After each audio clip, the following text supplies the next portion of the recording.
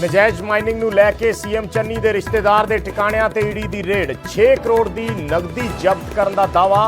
ਸ਼ੱਕੀ ਲੈਣ ਦੇ ਨਾਲ ਜੁੜੇ ਦਸਤਾਵੇਜ਼ ਵੀ ਕੀਤੇ ਬਰਾਮਦ। ਈਡੀ ਦੀ ਕਾਰਵਾਈ ਨੂੰ ਕਾਂਗਰਸ ਨੇ ਦੱਸਿਆ ਕੇਂਦਰ ਦੀ ਬਦਲਾਖੋਰੀ। ਸੀਐਮ ਚੰਨੀ ਬੋਲੇ ਬਾਂਹ ਮਰੋੜਨ ਦੀ ਕੋਸ਼ਿਸ਼ ਕਰ ਰਹੀ ਹੈ ਕੇਂਦਰ ਸਰਕਾਰ। ਬੀਜੇਪੀ ਦਾ ਜਵਾਬ, ਕੁਝ ਗਲਤ ਨਹੀਂ ਕੀਤਾ ਤਾਂ ਡਰ ਕਿਉਂ। ਭਗਵੰਤ ਮਾਨ ਬਣੇ ਆਮ ਆਦਮੀ ਪਾਰਟੀ ਦਾ ਸੀਐਮ ਚਿਹਰਾ। ਕੇਜਰੀਵਾਲ ਬੋਲੇ 93% ਲੋਕਾਂ ਨੇ ਮਾਨ ਦੇ ਹੱਕ 'ਚ ਦਿੱਤੀ ਰਾਏ। ਭਗਵੰਤ ਨੇ ਵੀ ਭਰਿਆ ਦਮ, ਪੰਜਾਬ ਦਾ ਮਾਣ ਕਰਾਂਗੇ ਬਹਾਲ। ਭਗਵੰਤ ਮਾਨ ਨੂੰ ਸੀਐਮ ਚਿਹਰਾ ਐਲਾਨਣ ਤੇ ਵਿਰੋਧੀਆਂ ਦੇ ਤੰਜ। ਕਾਂਗਰਸ ਨੇ ਸਰਵੇ ਦੇ ਚੱਕੇ ਸਵਾਲ। ਭਾਜਪਾ ਬੋਲੀ ਆਪ ਨੇ ਤੈਅ ਕੀਤੀ ਆਪਣੀ ਸ਼ਰਾਬ ਪਾਲਿਸੀ। ਅਕਾਲੀ ਦਲ ਨੇ ਭਗਵੰਤ ਨੂੰ ਦੱਸਿਆ ਕੇਜਰੀਵਾਲ ਦਾ ਡਮੀ ਚਿਹਰਾ। ਰਾਣਾ ਗੁਰਜੀਤ ਖਿਲਾਫ 4 ਵਿਧਾਇਕਾਂ ਨੇ ਸੋਨੀਆ ਗਾਂਧੀ ਨੂੰ ਲਿਖੀ ਚਿੱਠੀ। ਰਾਣਾ ਨੂੰ ਪਾਰਟੀ ਤੋਂ ਬਾਹਰ ਕਰਨ ਦੀ ਮੰਗ। ਸੁਲਤਾਨਪੁਰ ਲੋਧੀ ਤੋਂ ਪਾਰਟੀ ਉਮੀਦਵਾਰ ਖਿਲਾਫ ਚੋਣ ਲੜ ਰਿਹਾ ਰਾਣਾ ਦਾ ਬੇਟਾ ਇੰਦਰ ਪ੍ਰਤਾਪ। ਹੁਣ ਬੀਜੇਪੀ 'ਚ ਸ਼ਾਮਲ ਹੋਏ ਸਾਬਕਾ ਫੌਜ ਮੁਖੀ ਜਨਰਲ ਜੇ ਸਿੰਘ 2017 'ਚ ਅਕਾਲੀ ਦਲ ਵੱਲੋਂ ਪਟਿਆਲਾ ਤੋਂ ਕੈਪਟਨ ਖਿਲਾਫ ਲੜੀ ਸੀ ਵਿਧਾਨ ਸਭਾ ਦੀ ਚੋਣ, ਪਰ ਕੈਪਟਨ ਹੱਥੋਂ ਹਾਰ ਗਏ ਸੀ ਜਨਰਲ ਜੇ ਸਿੰਘ। ਵਿਕਰਮ ਮਜੀਠੀਆ ਨੂੰ ਹਾਈ ਕੋਰਟ ਤੋਂ ਰਾਹਤ। ਅੰਤਰਿਮ ਜ਼ਮਾਨਤ 24 ਜਨਵਰੀ ਤੱਕ ਰਹੇਗੀ ਜਾਰੀ। ਡਰੱਗਸ ਕੇਸ 'ਚ ਮਜੀਠੀਆ ਖਿਲਾਫ ਦਰਜ ਕੀਤੀ ਗਈ ਹੈ ਐਫਆਈਆਰ। ਪੰਜਾਬ 'ਚ ਚੋਣ ਕਮਿਸ਼ਨ ਨੇ ਕੀਤਾ ਵੱਡਾ ਪ੍ਰਸ਼ਾਸਨਿਕ ਫੇਰਬਦਲ। 8 ਜ਼ਿਲ੍ਹਿਆਂ ਦੇ ਐਸਐਸਪੀ ਬਦਲੇ। ਫਿਰੋਜ਼ਪੁਰ ਤੇ ਬਠਿੰਡਾ ਦੇ ਡੀਸੀ ਦਾ ਵੀ ਕੀਤਾ ਤਬਾਦਲਾ।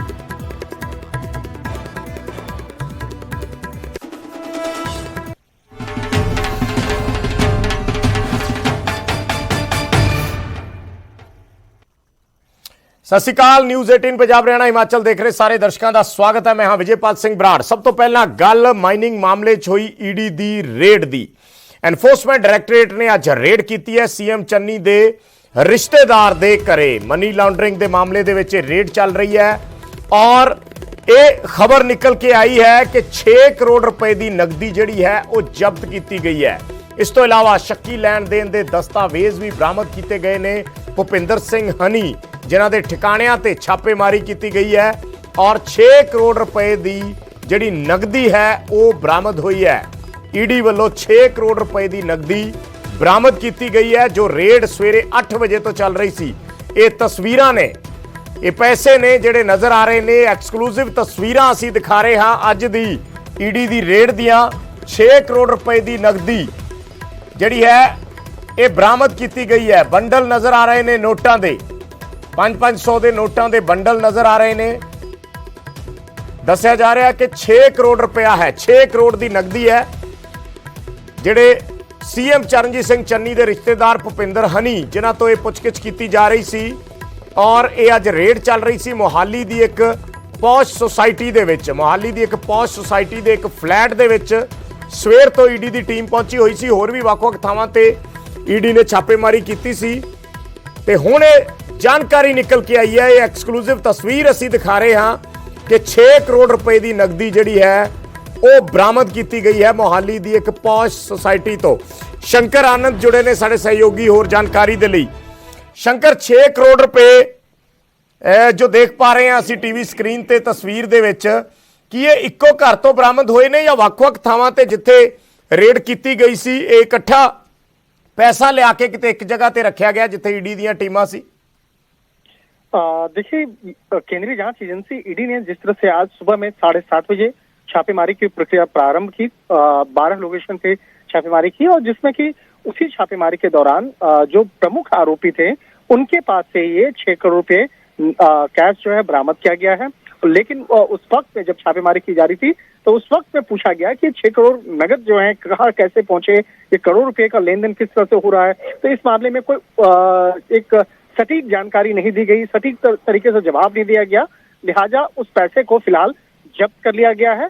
और इस मामले पर आगे जांच एजेंसी ने जवाब भी तलब किया है। उनसे बकायदा जिन जिन आरोपियों के पास से बरामद किया गया है उनको कहा गया है कि आप इस मामले में एक लिखित तौर पर जानकारी दें कि कहां से आपको ये पैसे मिले हैं। इसके साथ ही इस मामले कैश के साथ साथ करोड़ों रुपए के संदिग्ध जो है लेन देन से जुड़े हुए बैंक अकाउंट की जानकारी मिली है, उससे जुड़े हुए दस्तावेज मिले हैं।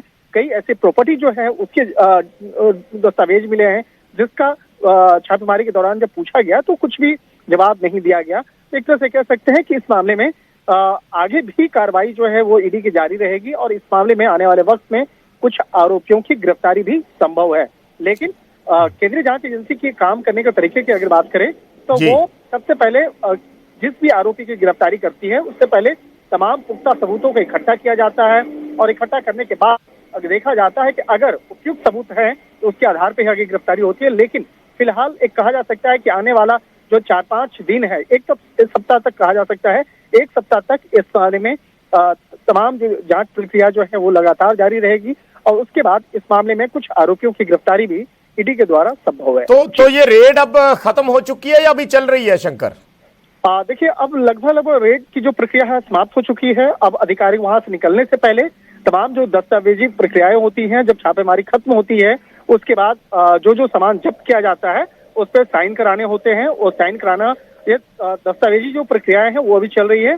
तकरीबन आधा घंटा और वक्त लगेगा जब वहां से अधिकारी निकलेंगे। लेकिन एक तरह से कह सकते हैं कि मैं आपको और एक महत्वपूर्ण जानकारी दूंगा कि ये छापेमारी, अभी तो अधिकारी चले जाएंगे लेकिन अभी भी ईडी की जो तमाम जारी रहेंगी और हो सकता है कि कल भी इस मामले में ईडी के अधिकारी फिर से वापस उन लोकेशन पे आए और उसके बाद तमाम जो अन्य प्रक्रियाएं होती हैं, जैसे आज कई लोगों का मोबाइल फोन, लैपटॉप और जो अन्य इलेक्ट्रॉनिक गैजेट्स जो हैं बाकायदा वो लिया गया है, तो उससे जुड़े हुए तमाम जानकारी और उससे जुड़े हुए दस्तावेज की भी जानकारी लेने के लिए ईडी के अधिकारी कल फिर आ सकते हैं। तो एक तरह से कह सकते हैं कि अभी ये प्रक्रिया जो है करीब 3 दिन तक लगातार इस तरह से चलता रहेगा और आने वाले वक्त में इस मामले पर कुछ और भी बड़े खुलासे देखने को मिल सकते हैं। ठीक है, शुक्रिया शंकर इस जानकारी दे लई। तां ईडी दे अधिकारी ਜਿਹੜੇ ਨੇ ਉਹ ਲਗਭਗ ਰੇਡ ਸਮਾਪਤ ਹੋ ਚੁੱਕੀ ਹੈ। 6 ਕਰੋੜ ਰੁਪਏ ਦੀ ਜਿਹੜੀ ਨਗਦੀ ਹੈ, 6 ਕਰੋੜ ਰੁਪਏ ਦੀ ਰਾਸ਼ੀ, ਤਸਵੀਰ ਅਸੀਂ ਦਿਖਾ ਰਹੇ ਹਾਂ ਜਿਹੜੀ ਅੱਜ ਈਡੀ ਵੱਲੋਂ ਰੇਡ ਕੀਤੀ ਗਈ ਸੀ। ਸੀਐਮ ਚੰਨੀ ਦੇ ਰਿਸ਼ਤੇਦਾਰ ਜਿਹੜੇ ਉਹਨਾਂ ਦੇ ਰਿਸ਼ਤੇਦਾਰ ਹੈ ਭਗਵੰਤ ਸਿੰਘ ਹਨੀ, ਉਹਨਾਂ ਦੇ ਸੰਦਰਭ ਦੇ ਵਿੱਚ ਉਹਨਾਂ ਤੋਂ 6 ਕਰੋੜ ਰੁਪਏ ਦੀ ਇਹ ਜਿਹੜੀ ਰਾਸ਼ੀ ਹੈ, ਇਹ ਖਬਰਾਂ ਆ ਰਹੀਆਂ ਨੇ ਕਿ ਈਡੀ ਨੇ ਭੁਪਿੰਦਰ ਸਿੰਘ ਹਨੀ ਇਹਨਾਂ ਤੋਂ ਇਹ ਰਾਸ਼ੀ ਜਿਹੜੀ ਹੈ ਇਹ ਬਰਾਮਦ ਕੀਤੀ ਹੈ ਔਰ ਉਸ ਦੀ ਤਸਵੀਰ ਵੀ ਅਸੀਂ ਦਰਸ਼ਕਾਂ ਤੱਕ ਪਹੁੰਚਾ ਰਹੇ ਹਾਂ। ਸੋ ਈਡੀ ਵੱਲੋਂ ਵੱਖ-ਵੱਖ ਥਾਵਾਂ ਤੇ ਅੱਜ ਇਹ ਰੇਡ ਕੀਤੀ ਗਈ ਸੀ ਔਰ ਉਸ ਰੇਡ ਦੇ ਵਿੱਚੋਂ ਇਹ ਲੇਟੈਸਟ ਅਪਡੇਟ ਆਈ ਹੈ ਕਿ 6 ਕਰੋੜ ਦੀ ਰਾਸ਼ੀ ਬਰਾਮਦ ਹੋਈ ਹੈ, ਨਗਦੀ ਬਰਾਮਦ ਹੋਈ ਹੈ। ਕੁਝ ਦਸਤਾਵੇਜ਼ ਨੇ ਉਹ ਈਡੀ ਦੇ ਅਧਿਕਾਰੀਆਂ ਨੇ ਜ਼ਬਤ ਕੀਤੇ ਨੇ। ਰੇਡ ਲਗਭਗ ਮੁਕੰਮਲ ਹੋ ਚੁੱਕੀ ਹੈ।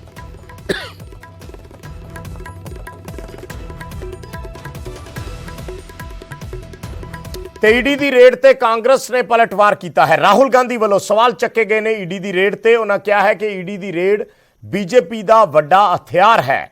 ਬੀਜੇਪੀ ਖੁਦ ਆਪਣੀਆਂ ਚੀਜ਼ਾਂ ਲੁਕਾਉਂਦੀ ਹੈ, ਹਰ ਕੋਈ ਤੁਹਾਡੀ ਤਰ੍ਹਾਂ ਨਹੀਂ। ਉਹਨਾਂ ਕਿਹਾ ਕਿ ਸਾਨੂੰ ਡਰ ਨਹੀਂ ਹੈ। ਰਾਹੁਲ ਗਾਂਧੀ ਨੇ #BJP ਫੇਕ ਰੇਡ ਦੇ ਨਾਂ ਨਾਲ ਟਵੀਟ ਕੀਤਾ ਹੈ। ਰਾਹੁਲ ਗਾਂਧੀ ਵੱਲੋਂ ਇਸ ਤੇ ਪ੍ਰਤੀਕਰਮ ਦਿੱਤਾ ਗਿਆ ਹੈ। ਕਾਂਗਰਸ ਦੇ ਬੁਲਾਰੇ ਪਹਿਲਾਂ ਇਸ ਤੇ ਪ੍ਰਤੀਕਰਮ ਦੇ ਰਹੇ ਸੀ। ਸੀਐਮ ਚੰਨੀ ਨੇ ਵੀ ਆਪਣਾ ਪ੍ਰਤੀਕਰਮ ਦਿੱਤਾ ਸੀ, ਆਪਣਾ ਸਪਸ਼ਟੀਕਰਨ ਦਿੱਤਾ ਸੀ ਔਰ ਉਸ ਤੋਂ ਬਾਅਦ ਹੁਣ ਰਾਹੁਲ ਗਾਂਧੀ ਵੱਲੋਂ ਟਵੀਟ ਕਰਕੇ ਇਸ ਤੇ ਸਵਾਲ ਚੱਕੇ ਗਏ ਨੇ। ਉਹਨਾਂ ਨੇ ਕਿਹਾ ਹੈ ਕਿ ਈਡੀ ਦੀ ਰੇਡ ਬੀਜੇਪੀ ਦਾ ਵੱਡਾ ਹਥਿਆਰ ਹੈ ਔਰ ਬੀਜੇਪੀ ਖੁਦ ਆਪਣੀਆਂ ਚੀਜ਼ਾਂ ਲੁਕਾਉਂਦੀ ਹੈ। ਨਾਲ ਹੀ ਉਹਨਾਂ ਕਿਹਾ ਹੈ ਕਿ ਹਰ ਕੋਈ ਤੁਹਾਡੀ ਤਰ੍ਹਾਂ ਨਹੀਂ ਹੈ, ਸਾਨੂੰ ਕੋਈ ਡਰ ਨਹੀਂ ਔਰ #BJP ਫੇਕ ਰੇਡ ਦੇ ਨਾਮ ਹੇਠ ਇਹ ਟਵੀਟ ਰਾਹੁਲ ਗਾਂਧੀ ਵੱਲੋਂ ਕੀਤਾ ਗਿਆ।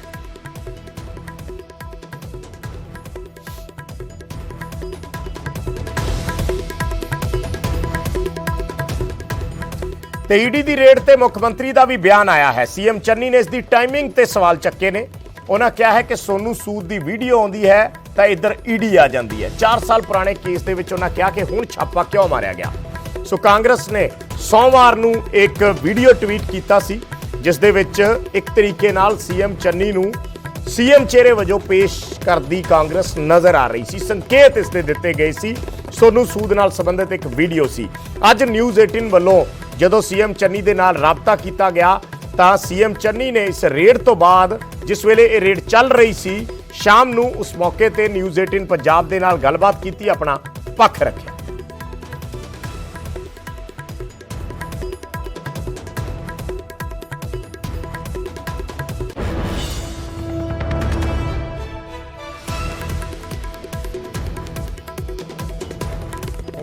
हर कोई कह रहा है कि उदों टाइम ਅੱਜ ਹੀ ਕਿਉਂ ਕੀਤਾ ਗਿਆ ਇਹ ਸਾਰਾ ਕੁਝ।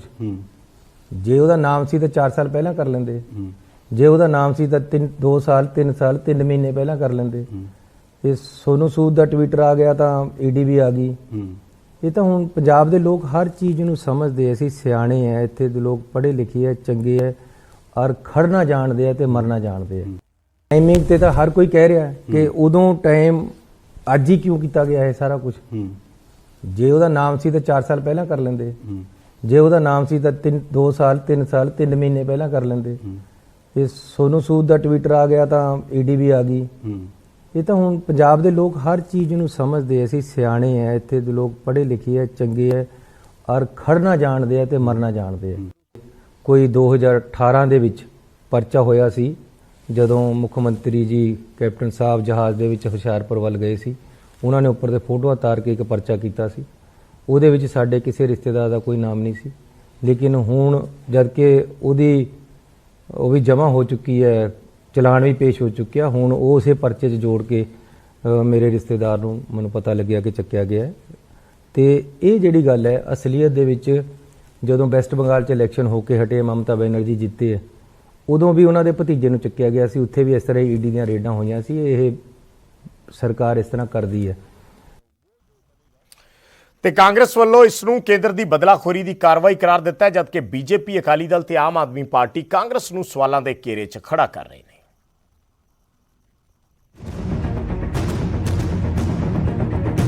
ਮੋਹਾਲੀ ਦੇ ਇਸ ਮਸ਼ਹੂਰ ਹੋਮਲੈਂਡ ਅਪਾਰਟਮੈਂਟ ਵਿੱਚ ਗੈਰ ਕਾਨੂੰਨੀ ਮਾਈਨਿੰਗ ਦੇ ਖਿਲਾਫ ਈਡੀ ਦੀਆਂ ਟੀਮਾਂ ਸਵੇਰੇ 8 ਵਜੇ ਪਹੁੰਚੀਆਂ ਤਾਂ ਸਾਰੇ ਹੈਰਾਨ ਹੋ ਗਏ। ਪੂਰੇ ਅਪਾਰਟਮੈਂਟ ਨੂੰ ਸੀਲ ਕਰ ਦਿੱਤਾ ਗਿਆ। ਈਡੀ ਦੀ ਟੀਮ ਟਾਵਰ ਨੰਬਰ 5 ਦੇ ਫਲੈਟ ਨੰਬਰ 53 ਵਿੱਚ ਦਾਖਲ ਹੋਈ। ਇਹ ਫਲੈਟ ਭੁਪਿੰਦਰ ਸਿੰਘ ਹਨੀ ਦਾ ਦੱਸਿਆ ਜਾ ਰਿਹਾ ਹੈ।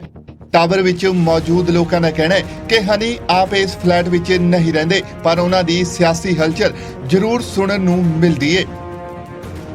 जो रेंट पे जिन्होंने लिया था, मेरे ख्याल से मैंने उनको तो कभी नहीं देखा, लेकिन 5-6 आदमी इसमें बहुत फ्रीक्वेंटली आते जाते हैं।